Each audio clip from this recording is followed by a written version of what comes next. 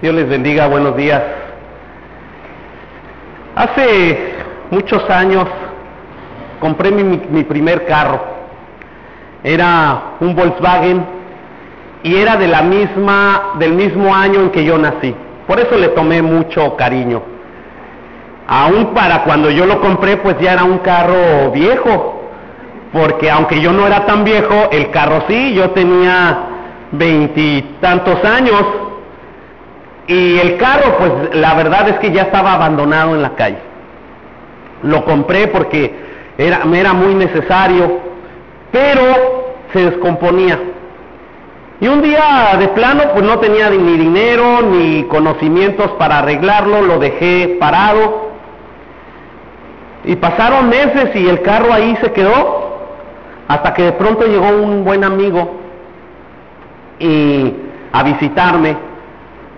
Y me preguntó cuando se estaba despidiendo: oye, ¿de quién es un bochito bien viejo que está ahí abajo? Yo me puse todo rojo, apenado, y le dije, es mío. Me contestó: yo tengo uno más viejo que el tuyo. No, no puede ser. Sí, yo tengo uno más viejo y peor de condiciones que el tuyo. ¿Por qué no lo arrancas? Porque no tengo dinero y no sé de mecánica. Y me dijo: si tú quieres, yo te puedo ayudar. Si tú quieres, yo te digo cómo hacerlo y tú lo arreglas. Me pareció buena la idea y empecé a aprender mecánica. Cuando me dijo eso, si me hubieran dicho busca el carburador, hubiera quitado una llanta para ver si estaba ahí. Esos eran mis grandes conocimientos de mecánica. Poco a poco fui aprendiendo, pero saben, yo sentía una gran dependencia de él, porque cuando se me descomponía el carro ya jalaba el coche, pero pues estaba viejito y donde quiera se me apagaba y me dejaba tirado. En ocasiones yo lo podía echar a andar, pero en otras no. Y hubo muchas veces en que tuve que hablarle por teléfono y él desplazarse hasta donde yo estaba para que me ayudara. Hubo un momento en que yo hubiera deseado que él siempre estuviera conmigo en el carro, que siempre anduviera conmigo porque necesitaba de su ayuda. Pero era buen amigo porque no importaba la hora, no importaba el lugar, siempre que le hablábamos iba, ¿no es cierto? Mis hijos, mi esposa, todos pudieron ver esa gran ayuda. ¿Saben? Yo sentía que me podía refugiar en él. Muchas veces nosotros conocemos a Dios, pero no, como que sentimos una gran dependencia de Él, ¿verdad? Necesitamos refugiarnos en Él y como que quisiéramos que en todos los lugares estuviera Él con nosotros para ayudarnos a resolver nuestros problemas. Y déjenme decirle que Dios está consciente de eso y sabe que nosotros necesitamos refugiarnos en Él. El sermón de esta mañana se llama refugiarse en Dios. Así se llama el sermón, refugiarse en Dios. Porque Él quiere que este año que estamos iniciando nos refugiemos en Él. Él quiere que nosotros, a donde vayamos, Él vaya con nosotros. Así como yo necesitaba que mi amigo fuera conmigo dentro del carro, Dios quiere que Él vaya con nosotros a donde quiera que vayamos. El pueblo judío había experimentado a Dios. El pueblo judío había iniciado su andar conociendo a Dios. Bueno, Dios fue el que creó al pueblo judío, porque el pueblo judío no existía y Dios lo formó. Abraham pudo experimentar a Dios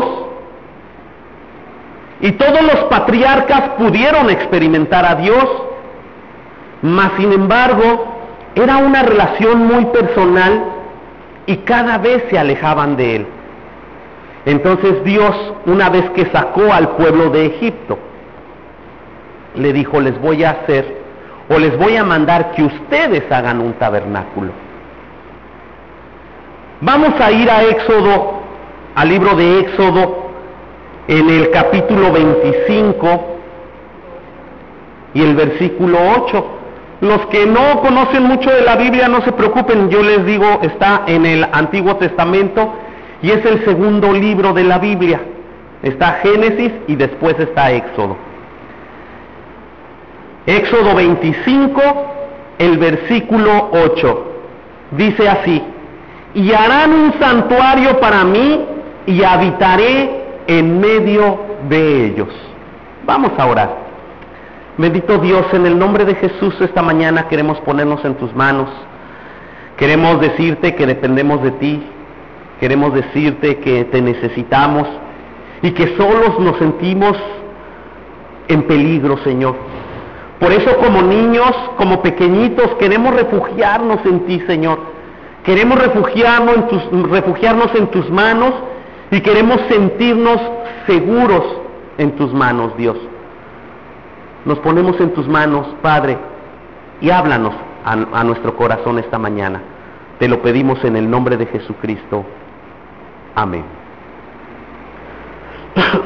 Decíamos que el sermón se llama refugiarse en Dios. Sí, el pueblo judío se estaba alejando de Dios. Y Dios conoce perfectamente al ser humano y sabe que necesita a Dios. Como Dios sabía que se requería un santuario para que lo adoraran, dijo, vamos a hacer un santuario.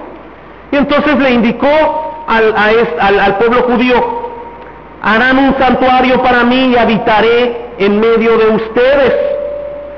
Porque el pueblo judío estaba igual que yo con mi amigo. Sabía que estaba ahí Dios, pero de pronto se olvidaba de Dios. Cuando mi carro funcionaba muy bien, yo me olvidaba de mi amigo. Cuando funcionaba muy bien el carro, yo me olvidaba que existía. Mi amigo se llama Daniel.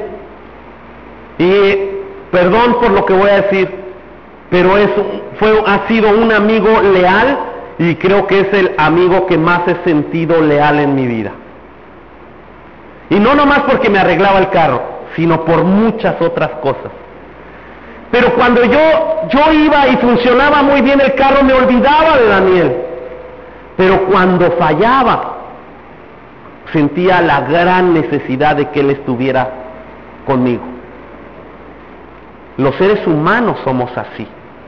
Dios nos muestra quién es Él. Dios nos muestra las grandes cosas que hace en nuestra vida cotidiana. Pero cuando todo empieza a funcionar bien, nos olvidamos de Él. Y nos alejamos. Pero basta con que nos pase algo y decimos, ¿cómo no está Dios aquí conmigo? Entonces, sabiendo eso, Dios dijo, vamos a crear un templo. Sabemos que Dios no habita en templos. No, aquí no habita Dios. Dios habita en nosotros. Pero nosotros tenemos la necesidad de sentir algo palpable, como decía una de los cantos. Necesitamos algo físico. Y entonces Dios dijo, voy a crear un templo. Pero ustedes mismos lo van a hacer, porque así como mi amigo Daniel me dijo, yo te voy a enseñar a cómo arreglar el carro, dijo Dios, ustedes quieren que yo esté cerca de ustedes, entonces ustedes háganme un templo. Ustedes son los que se alejan, yo siempre estoy ahí, ustedes necesitan un ancla, entonces ustedes hagan el templo. Para podernos refugiar en Dios, como seres humanos, requerimos de un santuario. No es necesario, pero nosotros como humanos sentimos la necesidad de un santuario. Ese es el primer punto que vamos a ver, que requerimos un santuario. Pero requerimos un santuario porque porque Dios necesita vivir entre nuestro pueblo. Eso es lo que le estaba diciendo Dios a los judíos. Ustedes van a construir un santuario porque ustedes me necesitan a mí entre ustedes. Y entonces construyeron un santuario. Aunque sabemos que Dios no necesita, como decía hace rato, de un templo para manifestar su presencia, Él sabe que para el hombre es muy difícil mantenerse firme si no es retroalimentado. Al ordenar la construcción del tabernáculo, estaba pidiendo a su pueblo que le proporcionara un lugar para que Él estuviera entre ellos y los acompañara siempre en su peregrinaje a la tierra prometida. El Señor sabe que nosotros necesitamos un lugar donde refugiarnos cuando nos sentimos abatidos. Necesitamos un lugar para encontrarnos con Él, a pesar de saber que podemos buscarlo en cualquier lugar.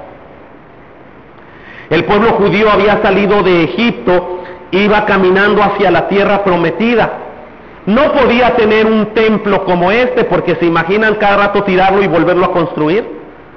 Era similar a las casas que ellos usaban como tiendas de campaña, porque era movible ese templo. Había que levantarlo y volverlo a quitar. Y entonces dice la Biblia que iba una nube con ellos y la nube estaba arriba del templo, y cuando había que moverse, la nube se movía. Esa era la señal para saber que ya era necesario caminar otro tramo. Y entonces lo levantaban y lo cargaban. Había sacerdotes especiales, no cualquiera podía cargarlo y no podían tocarlo. Incluso se hicieron varas especiales para poderlo cargar, para no tocar el arca. Era una arca hermosa de oro, más adelante voy a hablar de eso.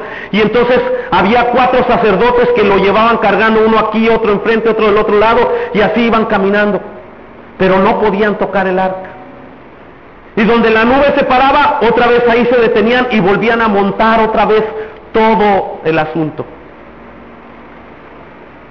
No necesitamos de un templo, pero como seres humanos sentimos que lo necesitamos. Y dijo Dios, ok, ustedes me necesitan entre su pueblo, voy a vivir entre su pueblo. Pero también para requerir un santuario, para tener un santuario, necesita Dios estar en el centro del pueblo. Porque esa es la necesidad del ser humano. Necesitamos que Dios esté en el centro de nuestros movimientos. La tienda se ubicaba en medio del campamento. Aquí se ponía la tienda o el templo, y alrededor levantaban sus casas. Estaba perfectamente distribuido. En la Biblia nos señala cómo cada tribu, porque el pueblo judío se dividía en 12 tribus, y cada tribu tenía su lugar, y estaba perfectamente distribuido, pero en el centro estaba ahí el templo. A mí me gusta en muchos lugares de provincia, y en las grandes ciudades también, la Ciudad de México no está excluida, donde en el centro de la ciudad, en el primer cuadro que le llaman, hay una catedral, está el gobierno. En la Ciudad de México está la catedral, está el Palacio Nacional y está la Casa de Gobierno de la ciudad. Es hermoso pararse ahí enfrente y poder decir, oye, qué padre, porque aquí está lo que guía a este país.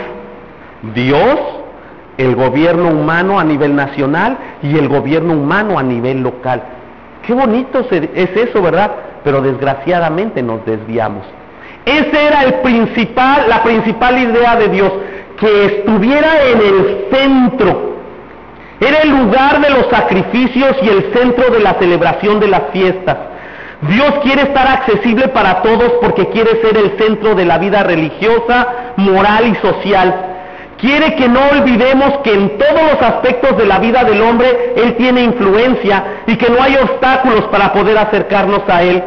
Es necesario tener presente que en el templo es donde aprendemos a colocarlo en las diferentes esferas de desarrollo personal. A pesar de tener un templo para encontrarnos en Él, quiere que este sea solo el centro de capacitación espiritual que nos ayudará a lograr los propósitos personales. Me gusta que haya una catedral en las ciudades. ¿Se imagina usted? Va al banco principal de la ciudad y antes de entrar al banco a pedir el préstamo voltea a ver la presencia de Dios, y eso me recuerda, Señor, pues voy a pedir un préstamo, pero si tú quieres que me den ese préstamo, abre los caminos, y si no, Señor, ciérralos. Y ahora sí me meto al banco. Voy a hacer un trámite ante el gobierno y antes de entrar volteo a ver y ahí está representado Dios en esa catedral. No habitas ahí, Señor, tú estás aquí conmigo y por favor déjame ir a hacer ese trámite, ayúdame a que lo pueda lograr, Señor, y entonces sí, entro a hacer ese trámite. Por eso es que el templo tenía que estar en el centro del pueblo. Por eso es que nosotros debemos de estar en un lugar accesible a la gente. Un templo debe de tener acceso libre para que la gente pueda venir y decir, Señor, ayúdame en este aspecto de mi vida, y salir a hacer el aspecto de su vida. Señor, ayúdame en ese otro aspecto de mi vida. ¿Se imagina el presidente cuando entrara a Palacio Nacional antes de trabajar, que fuera a entrar y dijera, Señor, por favor, déjame guiar este país con tu dirección. Ayúdame, Señor, a que yo tome decisiones guiadas por ti. Ya estoy en tus manos, ahora sí entro a trabajar. ¿Se ven la importancia de un templo en el centro? En el centro de nuestra vida. Eso quiere Dios que estemos recordando constantemente. No necesitamos un templo, pero necesitas palparlo, aquí está. Para eso fue creado ese templo. Pero también para tener un santuario se requiere experimentar a Dios. ¿Necesitas venir al templo a experimentar a Dios? No necesariamente. Al colocar el santuario o tabernáculo en el centro del campamento, también quería grabar en la mente de las personas que a pesar de su majestad y de su santidad, Él estaba cerca de su pueblo. Es verdad que Dios no habita en templos construidos por el hombre, pero también es verdad que se manifiesta de una manera extraordinaria en el templo cuando su pueblo se reúne a alabarlo y glorificarlo. ¿No es cierto que cuando nosotros abrimos nuestro corazón en la alabanza podemos sentir algo diferente? ¿No es cierto que cuando venimos al templo y abrimos nuestro corazón y nuestra mente en la alabanza y le decimos a Dios, háblame a través de la predicación, cuando salimos de este lugar salimos diferente? ¿No es cierto que a veces yo vengo con una carga y cuando llego a este lugar me relajo? ¿Qué quiere decir eso? ¿Que Dios solo hace cosas extraordinarias en el templo? No, pero que sí hace cosas extraordinarias cuando nos unimos como su pueblo. Eso es lo que quiere decir. Es por eso que a veces es necesario venir al templo. Es por eso que Dios dijo, ok, quieren un templo perfecto, pero hay que cumplir con lo que se necesita para tener un templo. Yo quiero darles un templo, pero yo quiero que ustedes entiendan para qué es un templo. Dios no solo quiere mostrarnos su grandeza y todo lo que Él puede hacer o controlar, quiere que cuando veamos esas capacidades podamos sentirnos seguros y protegidos. Ahora que está cargando a su bebé, yo puedo ver a esa niña segura. Yo la puedo ver tranquila, porque se siente protegida, porque se siente que está en unas manos que la van a guiar, que la van a proteger y que no van a permitir que nada malo le suceda. Cuando Dios dice, está bien, voy a permitir que ustedes me adoren en un templo, para que ustedes cuando vean mis grandezas y mi poder y mi santidad me puedan sentir cerca y puedan refugiarse en mí y puedan sentirse seguros. El ser humano necesita palpar y por eso Dios dijo, está bien, construyan un templo. ¿Me quieren ahí? Construyanlo ustedes. Adelante. Entonces, para refugiarnos a Dios, dijimos, se requería de un santuario. Pero ¿saben una cosa? Para tener un santuario, se requiere construir el santuario. Hay que hacerlo, hay que moverse, hay que hacer algo, porque Dios nos dice, así como me dijo mi amigo Daniel: ¿quieres arreglar el carro? Yo te digo cómo, pero lo vas a hacer tú. Y entonces Dios nos dijo: ¿quieren un templo? Está bien, pero háganlo ustedes. Háganlo ustedes. Entonces, para construir un templo, ¿qué creen que se requiere? ¿No oigo? ¿Cómo? ¿Guerrero? Un terreno. ¿Qué más se necesita? Mano de obra. ¿Qué más? Material. Un ingeniero. ¿Qué más? Un eléctrico. ¿Un qué? Dinero. ¿Con qué vamos a comprar el terreno si no tenemos dinero?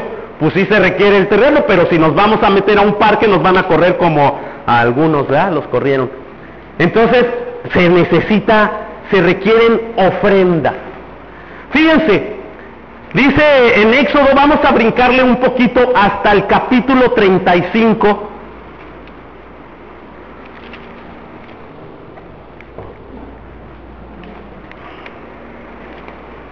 Vamos al capítulo 35, en el versículo 4 al 9.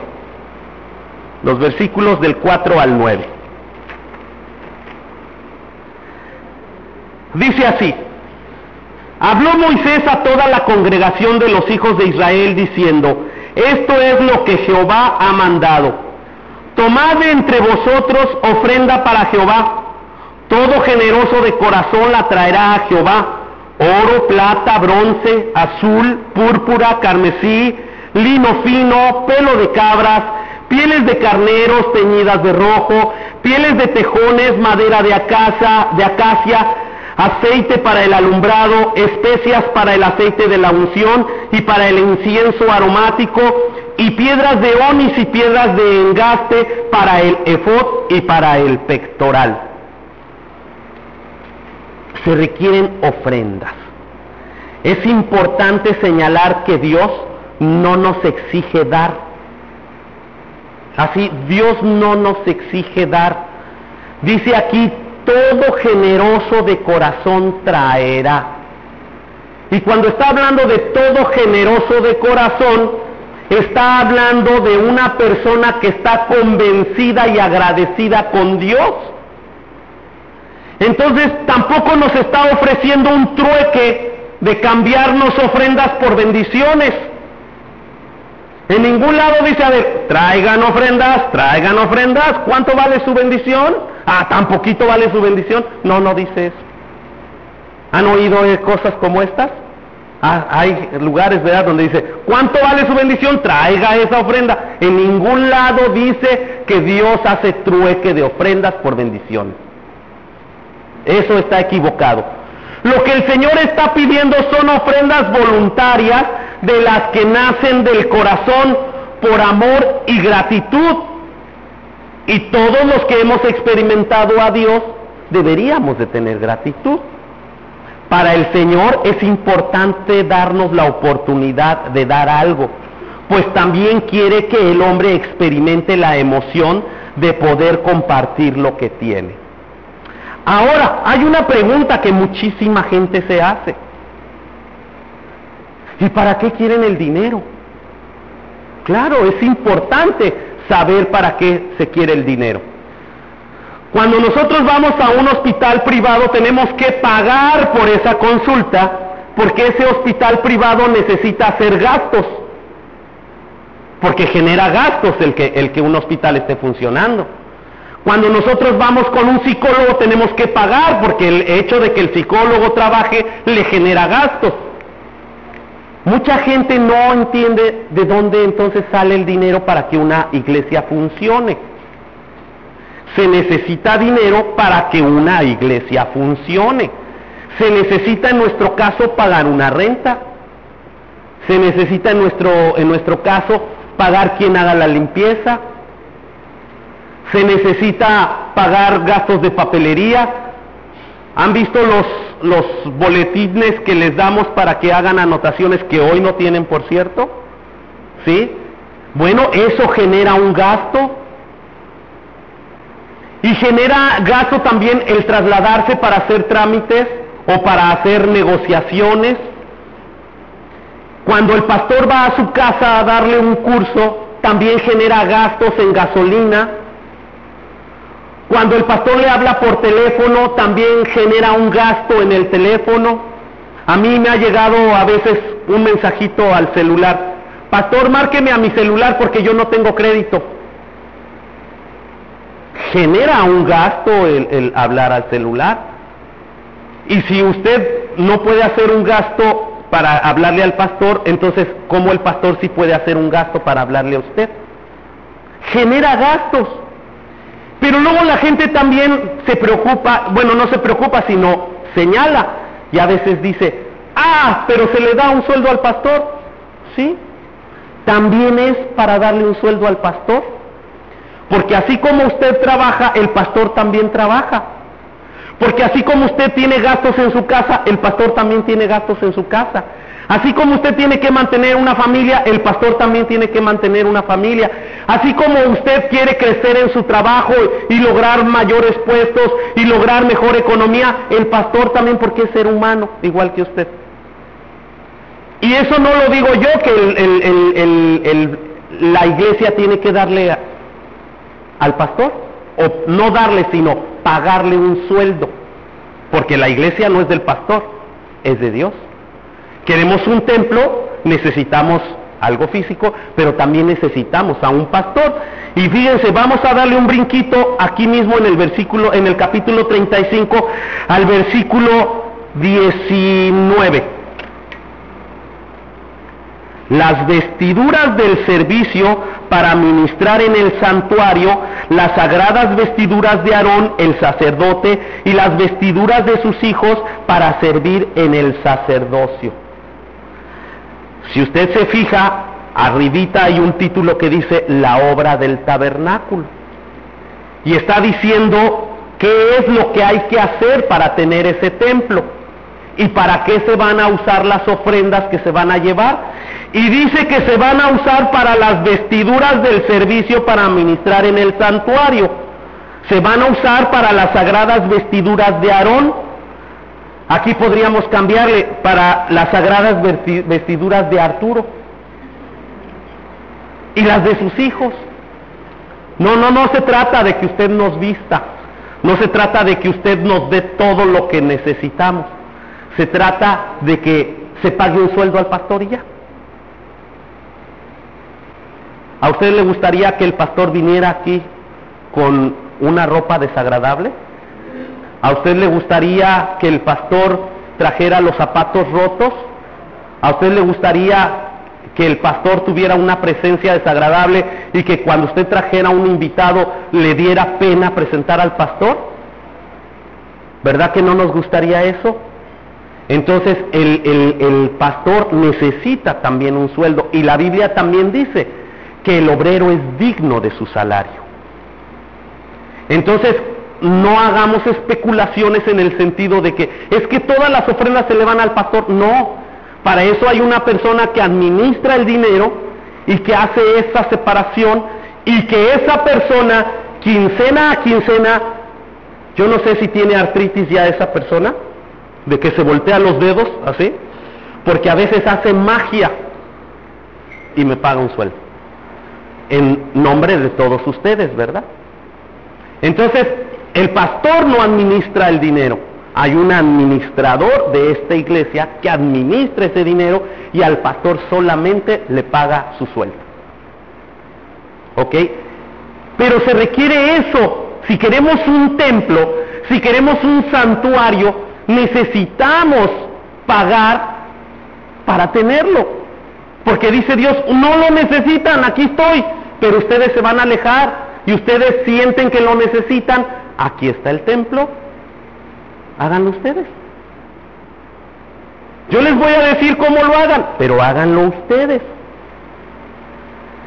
Porque además de dar las ofrendas, porque mucha gente piensa que solo con dinero se maneja todo, por ahí hay un dicho que dicen, con dinero baila el perro, pero resulta que este perro era cristiano y no se puso a bailar, Y dijo, no, porque además se necesita conocimiento. ¿Sí?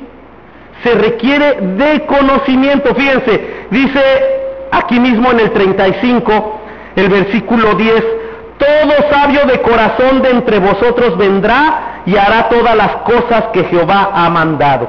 Y me voy a seguir leyendo. El tabernáculo, su tienda, su cubierta, sus corches, sus tablas, sus barras, sus columnas y sus basas, el arca y sus varas, el propiciatorio, el velo de la tienda, la mesa de sus varas y todos sus utensilios, el pan de la proposición, el candelero de alumbrado y sus utensilios, sus lámparas y el aceite para el alumbrado, el altar del incienso y sus varas, el aceite de la unción, el incienso aromático, la cortina de la puerta para la entrada del tabernáculo, el altar del holocausto, su enrejado de bronce y sus varas, todos sus utensilios y la fuente con su base, las cortinas del atrio, sus columnas y sus basas, la cortina de la puerta del atrio, las estacas del tabernáculo y las estacas del atrio y sus cuerdas, las vestiduras del servicio para ministrar el santuario, las sagradas vestiduras de Aarón, el sacerdote, y las vestiduras de sus hijos para servir en el sacerdocio.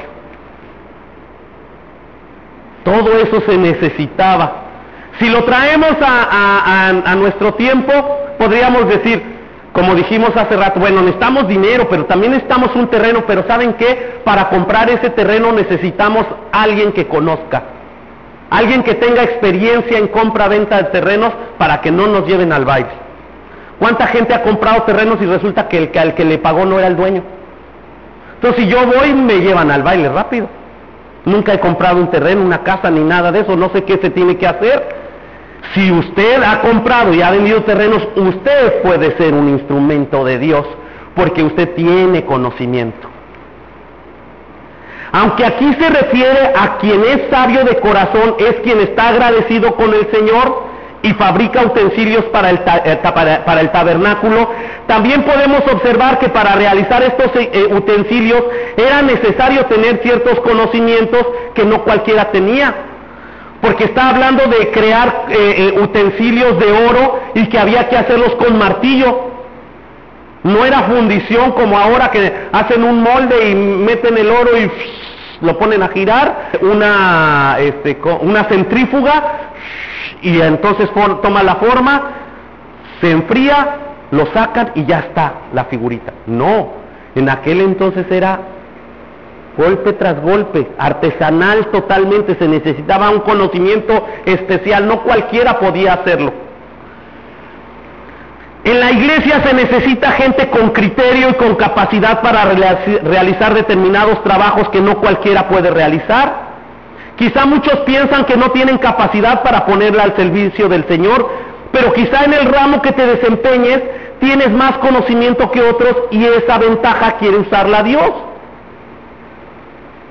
Entonces necesitamos a alguien que sepa de compra-venta de terrenos, pero también que sepa visualizar si ese terreno no es fangoso, si ese terreno, no vaya a tener allá abajo un cenote y no podamos construir. En fin, ¿se necesita conocimiento?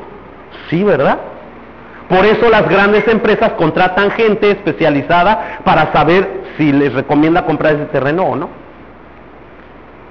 Luego necesitaremos un arquitecto, un ingeniero, necesitaremos quizá un electricista, no quiero voltear para allá, quizá necesitaremos quien pegue blocks. ¿Quién sabe pegar blocks aquí? ¿Nadie? Pues aprendemos, ¿no? Necesitamos uno que nos enseñe, se necesita conocimiento. Necesitamos muchas cosas. Quizá este año no sé por qué me dio este sermón el Señor. Yo no sé si nos está diciendo este año prepárense porque van a necesitar construir. O a lo mejor nos está hablando de construir otras cosas y no necesaria físicamente, ¿verdad? Pero que sí tenemos un compromiso con este santuario, con este templo. Lo que sea que tú hagas, sirve en este lugar. Porque si lo traemos a nuestro presente, Necesitamos a alguien que esté en la puerta. Necesitamos que esté alguien en esta segunda puerta. Necesitamos a alguien que dé la bienvenida a todo el mundo. Necesitamos a alguien que nos haga el boletín. Necesitamos a alguien que haga la limpieza. Alguien que acomode las sillas. Alguien que coloque el cañón. Alguien que maneje el sonido. Alguien que haga algo. Como el año pasado necesitamos de alguien que construyera esta cosa y la construyó. Necesitamos a alguien que hiciera algunos manejos y los hizo. Necesitamos cantantes y hubo cantantes. Necesitamos gente que orara y hubo gente que oraba. Necesitamos gente que hiciera un trámite para alquilar un salón y lo hizo. En fin, necesitamos gente fuera del ámbito ordinariamente eclesiástico y lo hubo. Este año lo vamos a necesitar. Porque saben una cosa más, se requiere trabajo.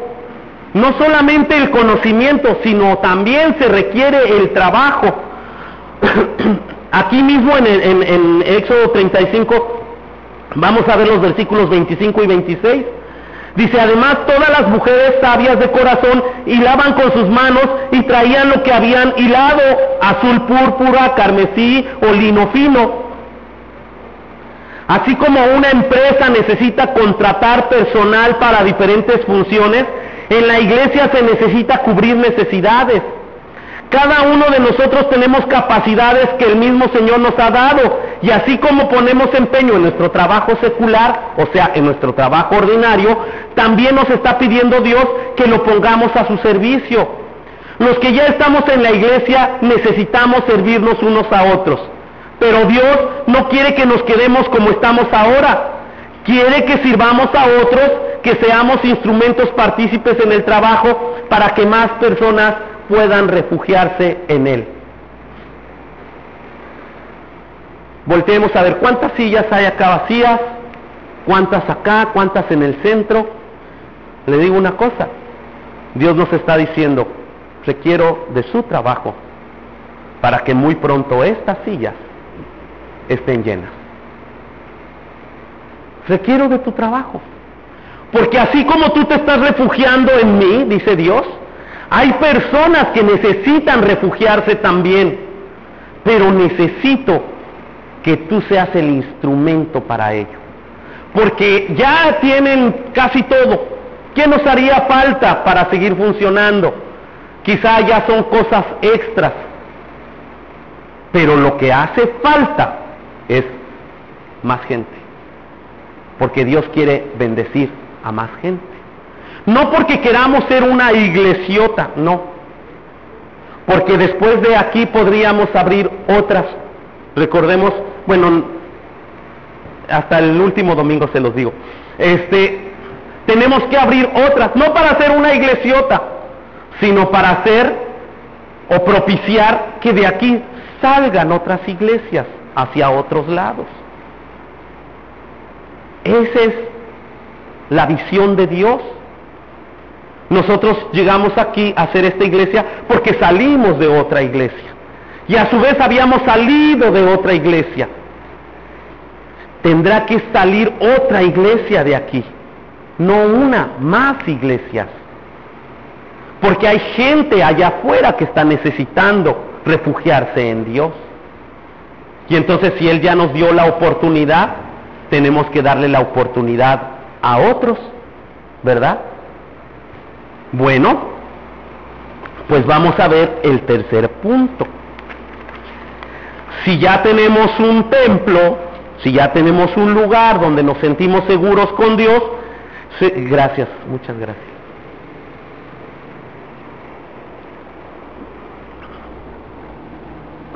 Se requiere que funcione ese santuario.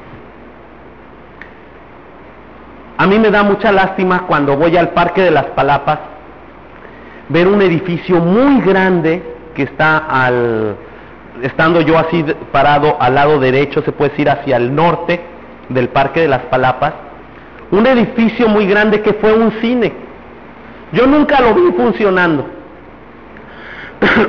pero da tristeza ver ese local en un lugar tan concurrido, y que no esté funcionando. Da tristeza, qué lástima. Pero ¿se imagina usted un templo de Dios que no estuviera funcionando? Eso es lo peor, eso sería la peor vergüenza que pudiera experimentar un cristiano. ¿Sabe una cosa? Las iglesias en Europa se están quedando vacías. Hay iglesias que están vendiendo sus construcciones, enormes catedrales. Porque déjeme decirle que en Europa, así como nosotros vemos catedrales católicas acá, en Europa hay catedrales cristianas. En Estados Unidos hay enormes catedrales bautistas, así como las que nosotros vemos por acá de los católicos. Pero ¿sabe? Muchos de esos edificios se están vendiendo, porque ya no hay congregantes, porque ya no hay gente, ya no hubo gente que quiso poner su trabajo para que funcionara esa congregación, o ese templo, o ese edificio. Da mucha tristeza. Entonces se requiere que el santuario trabaje, funcione, y hay que propiciar el desarrollo de su propósito, porque el templo tiene un propósito, necesitamos que funcione, pero también necesitamos que se desarrolle su propósito del templo. Fíjense, vamos a hablar un poquito de lo que es el santuario. Les voy a explicar a grandes rasgos. Vamos a imaginarnos que lo que pidió Dios que se construyera era un lugar así como esta templete. Claro, mucho más grande. Eso era el terreno general del santuario.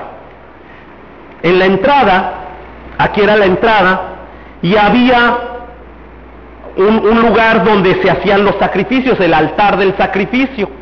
Más adelantito había otro lugar donde se llamaba el lavacro, donde el sacerdote, después de haber sacrificado al animal, se lavaba, pero después entraba a un lugar que vamos a imaginarnos aquí, otro recuadrito que estaba cubierto con cortinas. Entraba a ese lugar donde podían entrar otros sacerdotes con él a ayudarle. Del lado izquierdo había un candelero con 7 flamas. Al frente había otro altar que se le llamaba del incienso, y a la derecha una mesa que era para los panes de la proposición, y ahorita les voy a explicar. Y había otro velo, y que allá solamente podía pasar una persona, el sumo sacerdote, y solo podía entrar una vez al año. Y dentro de ese lugar, que era el lugar santísimo, es más, ese sacerdote tenía que traer campanitas en el vestido para que cuando él caminara se oyera que estaban sonando las campanitas. Y cuando los que estaban acá afuera dejaban de escuchar las campanitas, ¿saben qué significaba? Que se había muerto. Porque si alguien que no estaba santificado entraba a la presencia de Dios, moría. Entonces ese hombre que entraba con las campanitas también le amarraban una cuerda en el pie, para que si se caía, si ya no se oía nada de movimiento, jalaban la cuerda y sacaban al sacerdote muerto. Y allá adentro había un arca que tenía una tapa, y esa tapa se le llamaba el arca de la propiciación. Y entonces el sacerdote entraba y rociaba la sangre del animal que había sacrificado allá afuera. Y entonces se consumaba la ofrenda del perdón de pecados.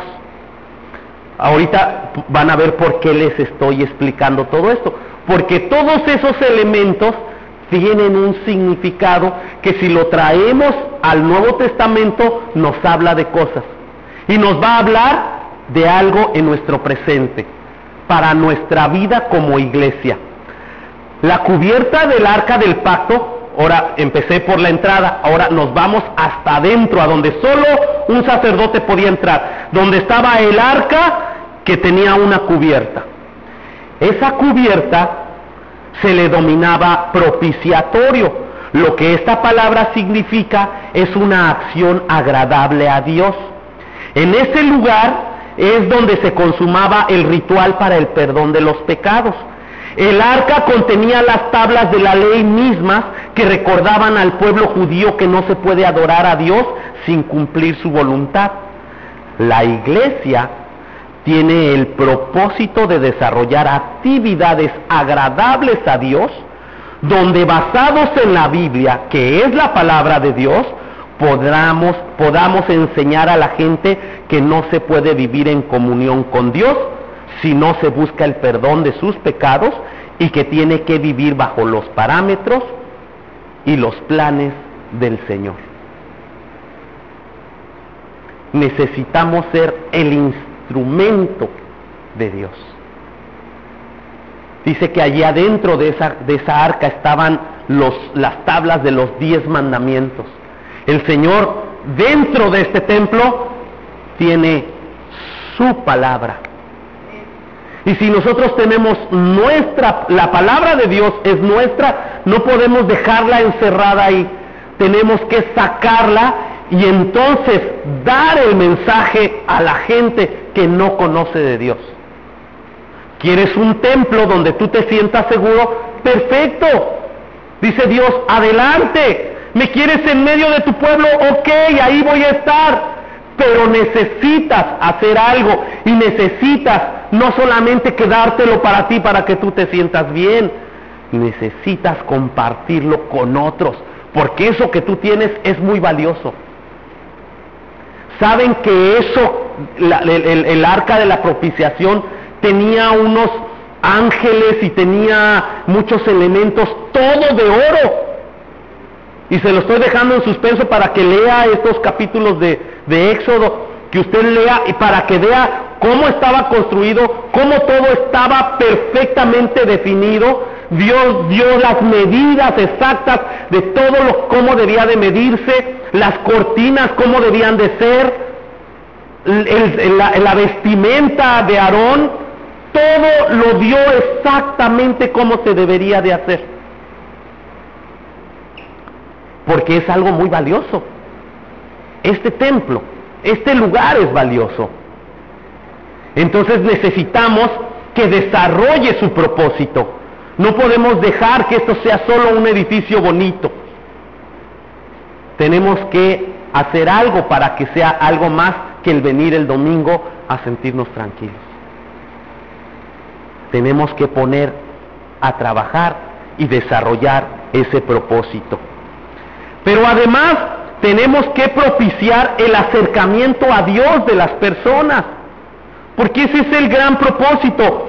Fíjense, a la entrada del tabernáculo se encontraba el altar de los holocaustos, donde se ofrecía el sacrificio de los animales para buscar la santificación y quedar libre de los pecados.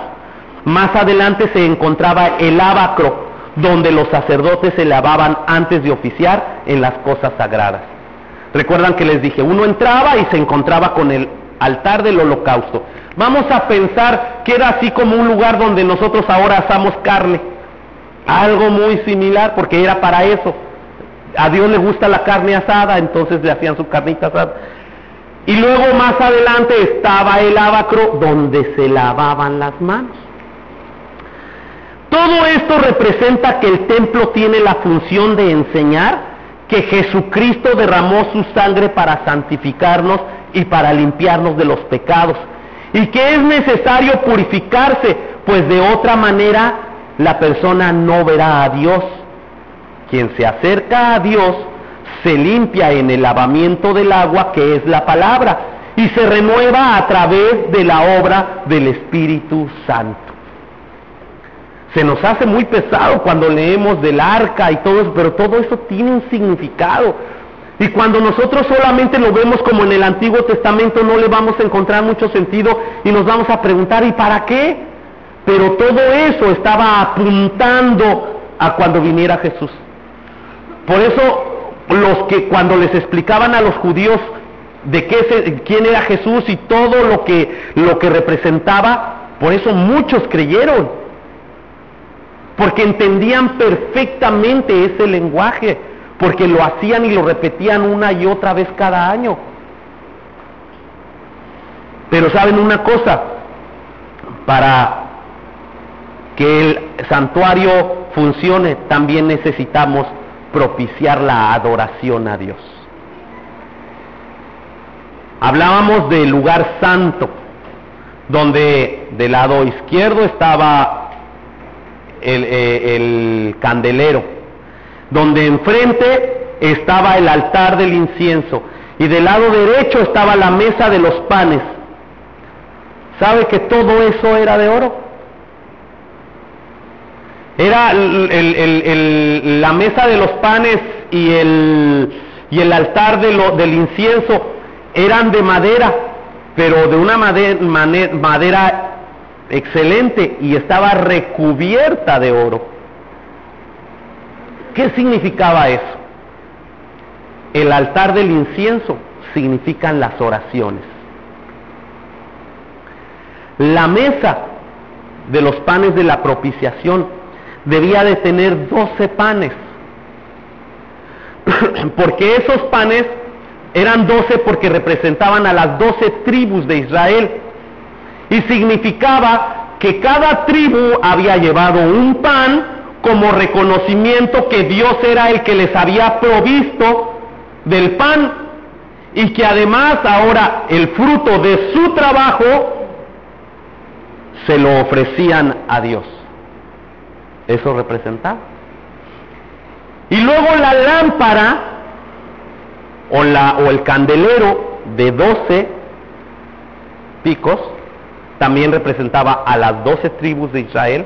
Algunos se atreven a decir que representa a la iglesia, que Jesús es el centro, y que los tres que están de un lado, son siete lámparas, que tres representan tres y tres representan a la iglesia que está abrazando al pueblo.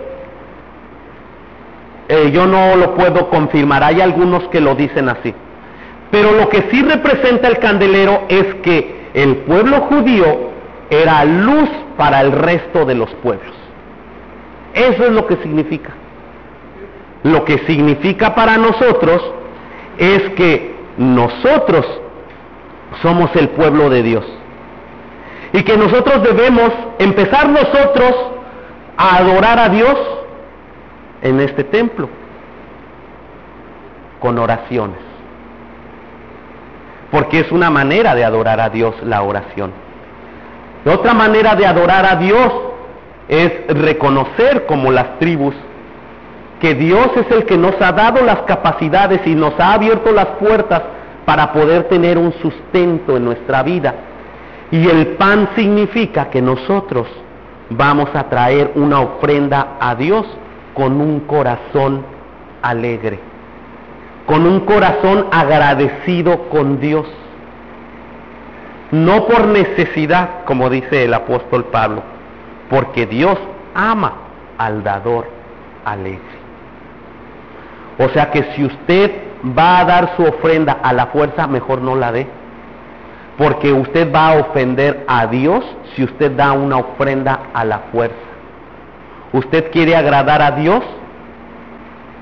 O no dé la ofrenda, porque prefiere Dios que no dé la ofrenda si lo va a hacer a la fuerza, y mejor déla con un corazón agradecido, reconociendo que Dios es el que le dio capacidades, le dio trabajo, le abrió las puertas, y entonces ahora viene agradecido a entregarse. Y el candelero, nosotros somos el pueblo de Dios que debemos iluminar a todo aquel que está a nuestro alrededor. Ese es el gran compromiso de tener un templo. Yo recuerdo cuando mi mamá le dijo a mi papá, nosotros vivíamos en un cuartito de azotea, y le ofrecían a mi mamá un departamento. Eso implicaba muchas cosas, ¿verdad? Le dijeron a mi mamá, ¿por qué no te quedas con este departamento? Y mi mamá le dijo a mi papá, oye, pues vámonos a vivir al departamento. Y le dijo, no, ¿para qué? Si aquí estamos bien. ¿Saben por qué mi papá no se quería ir al departamento? Porque no quería pagar más renta. no quería pagar más luz, no quería pagar más de lo que implica tener una casa más grande, ¿verdad? Entonces Dios nos dijo, ¿ustedes necesitan algo palpable? Necesitan ustedes mantenerlo, porque yo en mi poder podría hacerlo, pero ustedes necesitan mantenerlo, porque ustedes son los que lo necesitan. Para refugiarnos en Dios como humanos, no espiritualmente, no lo dice Dios, sino con nosotros como humanos necesitamos un santuario. Y es nuestra obligación mantenerlo funcionando para que cumpla con su propósito. Tenemos la obligación moral de permitir que otros se refugien en Jesús a través de nuestro templo.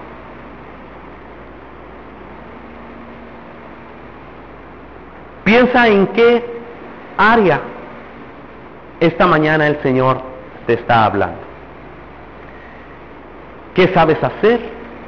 ¿Qué puedes hacer? ¿Y qué estás dispuesto a hacer? ¿Estás agradecido con Dios por lo que ha hecho contigo? Tú puedes traer una ofrenda para Dios. Y no solamente estoy hablando de dinero, porque el sermón nos habló de trabajo, de conocimiento. ¿Qué puedes hacer para que los que estamos aquí podamos servirnos unos a otros, pero también para que otras personas más allá se puedan beneficiar y puedan refugiarse en Dios? Te voy a pedir que cierres tus ojos. Cierra tus ojos e inicia una conversación con Dios. Y dile, Señor, ¿yo qué puedo hacer en este templo? Algunos podrán pensar que son muy jóvenes, algunos podrán pensar que son muy grandes, algunos podrán pensar que les hace falta madurez, algunos que les hace falta conocimiento, pero déjame decirte que lo que tienes hoy, en el estado que estás, Dios te quiere usar, porque Dios te ama tal y como eres, y Dios quiere aprovechar las capacidades que Él te ha dado. ¿Por qué no te pones en sus manos? Como decía el canto, nuestra mente dice una cosa, pero mi corazón me lleva a ti. ¿Por qué no le dices a Dios, Señor, yo no sé si lo que yo tengo te sirve, pero quiero ponerlo en tus manos con todo mi corazón y decirte, Señor, úsalo. Úsalo para lo que tú creas, Señor. Yo no sé si lo que tengo es de mucha calidad. Yo no sé si mi conocimiento es extraordinario. Yo no sé si mi dinero alcanzará para cubrir las necesidades. Pero lo que yo tengo, Señor, lo quiero poner en tus manos para que tú, Señor, lo uses y lo multipliques y hagas cosas extraordinarias con él. Señor, me pongo en tus manos. Si tú estás haciendo esta oración, si tú estás hablando con Dios y si tú estás poniendo en las manos de Dios algo que tienes, te voy a pedir que me dejes orar por ti. Te voy a pedir que me permitas ponerte en las manos de Dios. Dios te bendiga, Dios te bendiga. Levanta tu mano si tú estás haciendo un compromiso con Dios. Dios te bendiga, Dios te bendiga, Dios les bendiga de este lado. Dios les bendiga allá atrás, Dios les bendiga también allá atrás de este lado. Pueden bajar su mano. ¿Hay alguien más que le está diciendo a Dios, Señor, aquí está, es poquito, Señor, no es mucho, pero es lo que tengo? Si tú le estás diciendo, por favor, si no has levantado tu mano, levanta tu mano y déjame orar por ti. Dios te bendiga. ¿Hay alguien más? Dios te bendiga. ¿Hay alguien más? Dios te bendiga. Pueden bajar su mano, pueden bajar su mano. Bendito Dios, aquí estamos, Señor. Aquí estamos tus hijos porque te amamos, Señor, porque te hemos experimentado. Nos has dejado ver tu grandeza, nos has dejado ver tu poder, nos has dejado sentirte en nuestra vida. Has empezado a cambiar muchas cosas de nuestra vida cotidiana. Has empezado a cambiar nuestro corazón y hemos empezado a sentir diferente. Has cambiado nuestra mente y reaccionamos y razonamos diferente, Señor, y estamos viendo en nuestra vida cambios extraordinarios, cambios, Señor, que nunca nos imaginamos. Y como estamos agradecidos por ello, Señor, esta mañana queremos poner este poquito, Señor. Lo poquito que nosotros, porque como dijera aquel canto, nosotros ¿qué te podemos dar, Señor? Pero lo poquito que tenemos, lo ponemos ante ti, Señor, como una ofrenda. Y queremos que esta ofrenda, Señor, se eleve como olor grato hacia ti. Señor, nos ponemos en tus manos como individuos, pero también nos ponemos en tus manos como iglesia. Padre, acéptanos, te lo pedimos, en el nombre de Jesús. Amén.